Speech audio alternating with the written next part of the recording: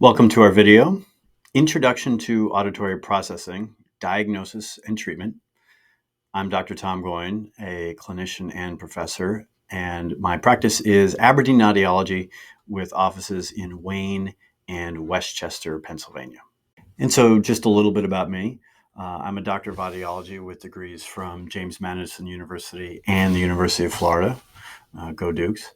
I'm the chief audiologist at Aberdeen Audiology. Again, we've got offices in Wayne and Westchester, Pennsylvania. We do a lot of work, a lot of different types of work at Aberdeen Audiology. We work with patients in terms of amplification and hearing aids. We work with patients in terms of cochlear implants.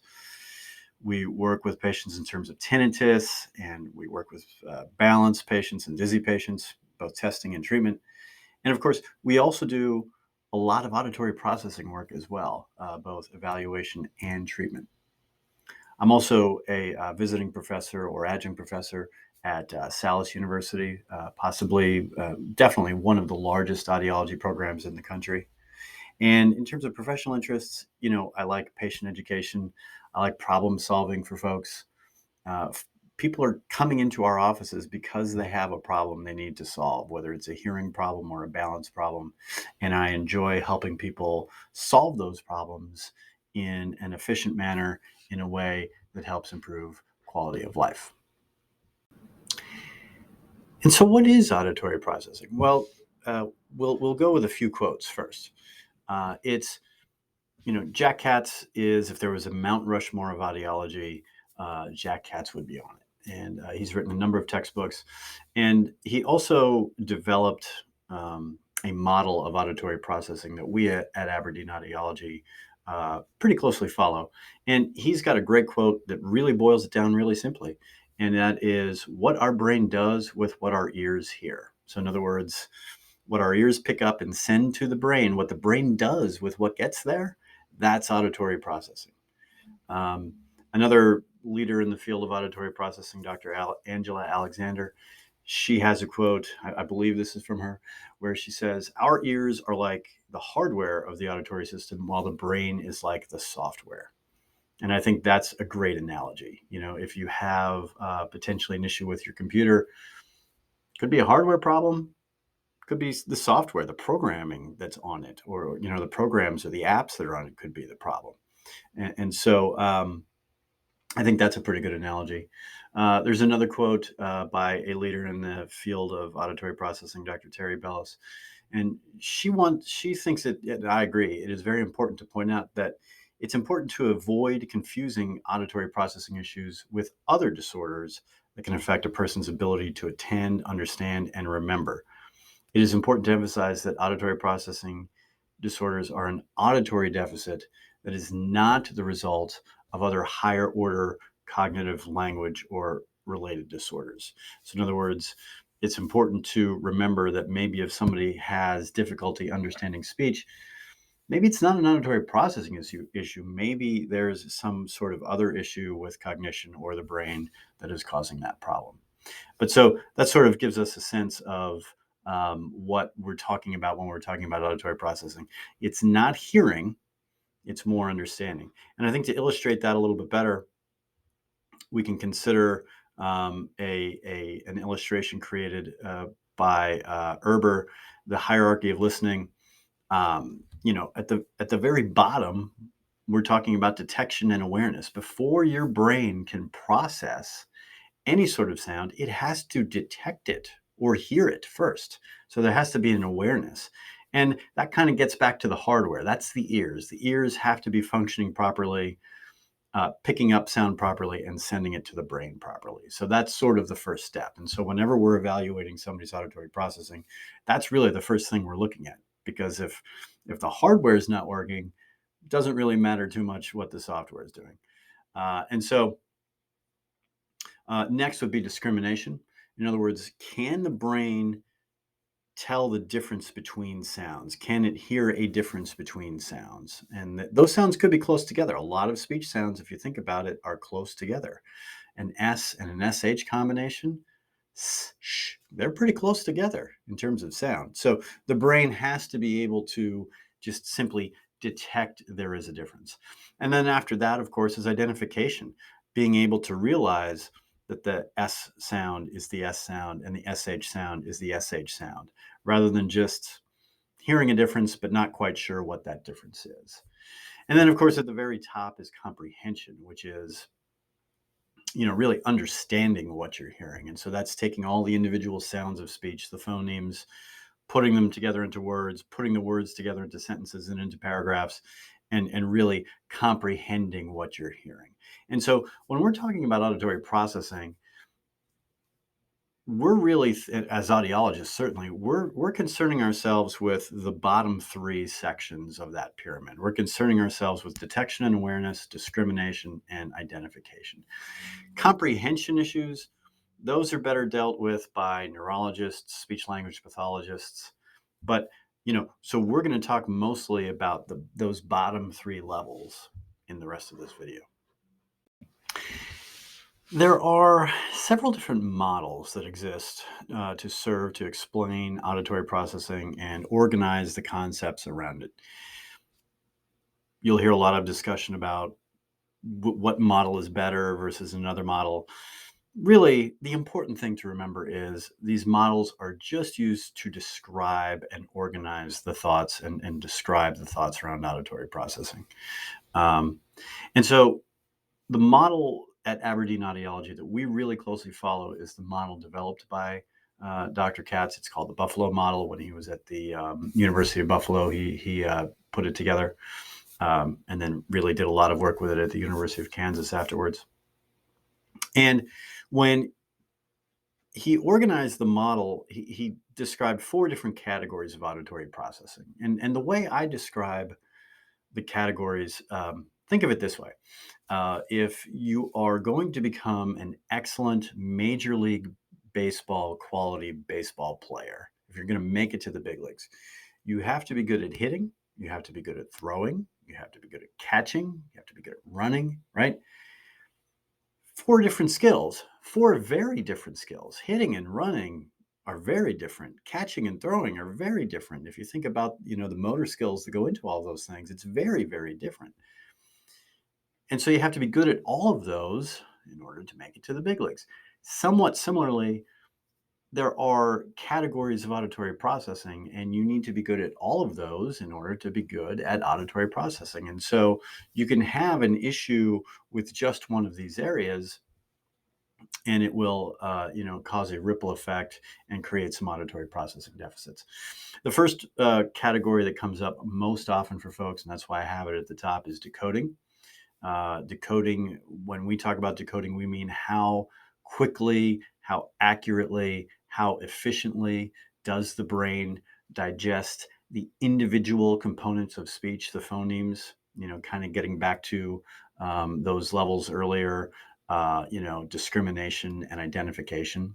That's decoding. How well does the brain do that? And how quickly does it do it? And how accurately does it do it? Another category that comes up quite often is what Dr. Katz called tolerance fading memory. He found that there was an extremely high correlation between patients who had tolerance, meaning difficulties hearing speech in noise, and fading memory, being working memory or short-term memory, having deficits there. There was a very, very, very high correlation, and so he put those together into one category. Another way to think of it is, short-term auditory working memory. You have to have really good auditory working memory in order to hear well in competing noise, is another way of thinking of that. 2 other categories, organization and integration. Integration, it's thought to involve the corpus callosum and the two, which is how the right hemisphere and the left hemisphere talk to each other. The right hemisphere, left hemisphere of the brain talk to each other. And so it's how well the 2 hemispheres integrated. It's also how well the auditory system integrates with other systems like the motor system, the visual system, and things like that. And then organization is how well the brain organizes sound as it comes in. You can think of it as maybe somebody getting multi-step directions incorrect, right? That would be an example of deficits with auditory organization. And so, some signs that you might see somebody exhibit from some of these different categories. If somebody has a decoding issue, they're going to be sort of somewhat slow to comprehend speech. So maybe somebody says something and it takes them a beat before they get it, right? So, that sort of delay is a decoding issue. Just simply misunderstanding what somebody said or asking somebody to repeat themselves, hearing one word, thinking it's another word, mistakes like that. That's an example of decoding.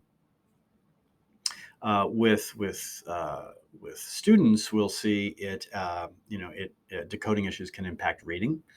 If you have a decoding issue, you don't identify and discriminate the phonemes of speech very well, which means then it is hard to associate those sounds with a symbol. And that's what reading is in the beginning, certainly. So it can cause problems with reading, certainly difficulty learning a new language. When somebody has tolerance fading memory issues, that, again, as we talked about earlier, that means a lot of difficulty probably understanding in background noise. Think about restaurants or noisy classrooms. They get tired from listening. All of that decoding takes some work, and they get mentally fatigued from it. They get easily distracted by sounds, and they have difficulty focusing when there's even in quiet they could have difficulty focusing, but then certainly in background noise. Integration issues, there can be signs of dyslexia or visual perception deficits, poor handwriting, poor spelling. If somebody has some of those things, then we as audiologists begin to wonder, do they also have some problems with auditory integration? If you see someone who's a little disorganized, a little low on executive function, difficulties sequencing oral or verbal directions, that often correlates really well with issues with auditory organization. And so if you or someone exhibits some of these signs, you can begin to sort of pinpoint, that could be a decoding issue, or that could be a tolerance fading memory issue. Of course, it requires an evaluation to really sort that out and really verify all that. But when you know what to look for, you begin to know what to look for. There's some conditions that are highly correlated with auditory processing deficits. People who had a lot of ear infections, or even might just be one ear infection, but it might have gone on for a while. Ear infections as an infant or child, that is highly correlated with auditory processing issues. We see that a lot in our offices. Certainly any sort of hearing difficulties in the presence of noise or in quiet, any sort of difficulty understanding speech in any setting, that is certainly a sign of auditory processing issues. With children, if there are speech and language delays, that can be a sign of auditory processing issues. Any sort of learning difficulties, reading difficulties, that is often associated with auditory processing issues. In this day and age, we're much more aware and cognizant of concussions and brain injuries and strokes. Any sort of injury to the brain, whether it's a concussion or a stroke or a brain injury of some sort, that can lead to auditory processing issues. And, finally, attention deficit issues. Very often there is overlap with attention deficit issues and auditory processing issues. That isn't to say that if somebody has an attention issue, they're going to have an auditory processing issue or vice versa. But there is a lot of correlation and overlap there.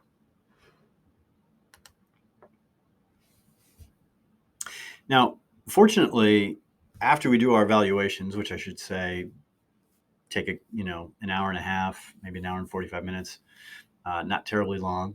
The good news is, if we find something, there are treatments for it. That is a sort of a misconception or a myth in the auditory processing world, that once it's identified, there's not a lot you can do about it. There is actually a lot we can do about it, and we have a lot of success in our office with it. And these methods are supported in the research literature, peer-reviewed literature that has stood up to the scientific method. It works. And not only does the evidence in the scientific literature support it, but we see it in our office. Over 90% of the time, we see improvement. And I'm defining improvement as test scores improve. When we do an evaluation after treatment, we see test scores improve. And then also the patient or the patient's parents, or being able to articulate areas that have improved. And again, over about 90% of the time, we see some sort of improvement. Auditory training sessions can be done over video. They can be done in the office, and they're done once a week, typically for about 14 weeks. That can vary less or more depending upon what we saw with the initial evaluation. There's also some auditory training we can do through apps on tablets and computers. They can be awfully effective as well, very effective as well, and there's evidence to support those as well. So auditory training really, it flies under the radar, and it is really good at getting the brain digesting the individual phonemes of speech in quiet and noise quicker, more efficiently, remembering what they've been told. A lot of the exercises we do in those auditory training sessions are directly related to the 4 categories that we talked about in some earlier slides.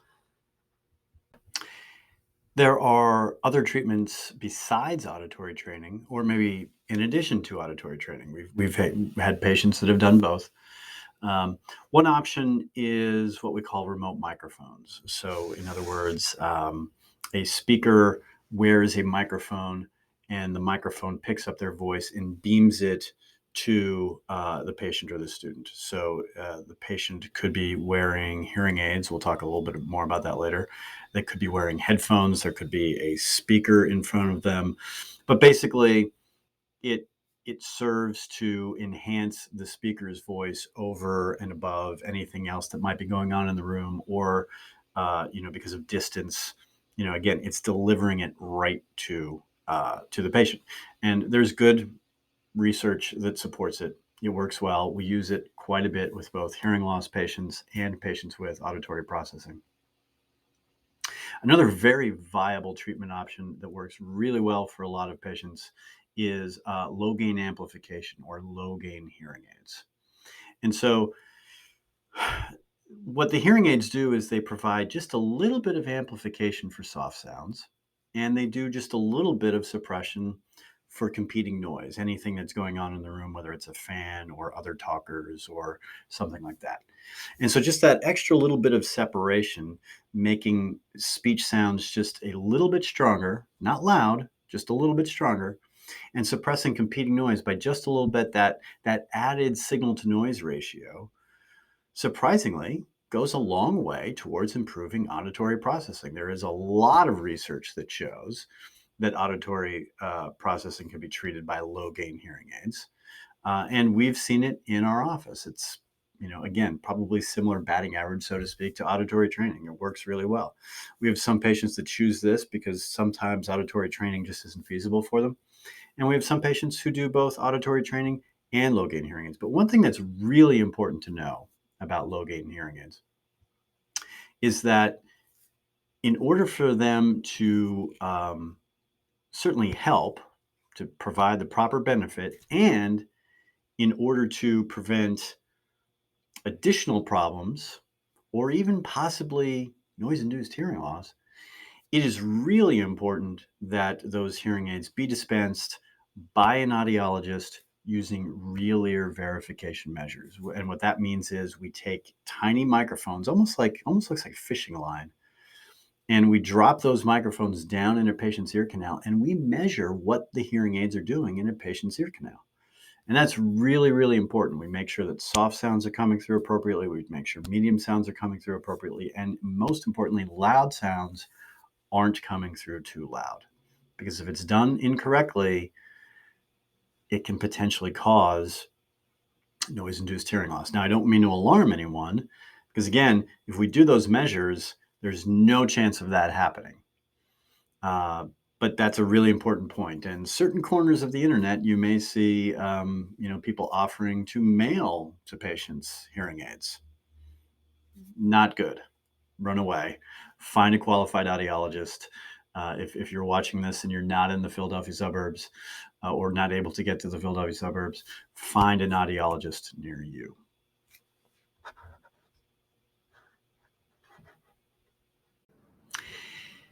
Thank you for listening. If you've made it this far, thank you very much. We appreciate it. We look forward to helping in any way we can, whether it's hearing loss, balance, auditory processing. If you're in the Philadelphia suburbs or really anywhere in Pennsylvania now with the benefit of telehealth and video chat, we'd be happy to hear from you. We'd be happy to help in any way we can. Our contact information is in the top left of this slide. Our website address, our phone number, my email address. Hopefully you found this useful, and hopefully we can be of service either to you or someone you know in the future. Thank you.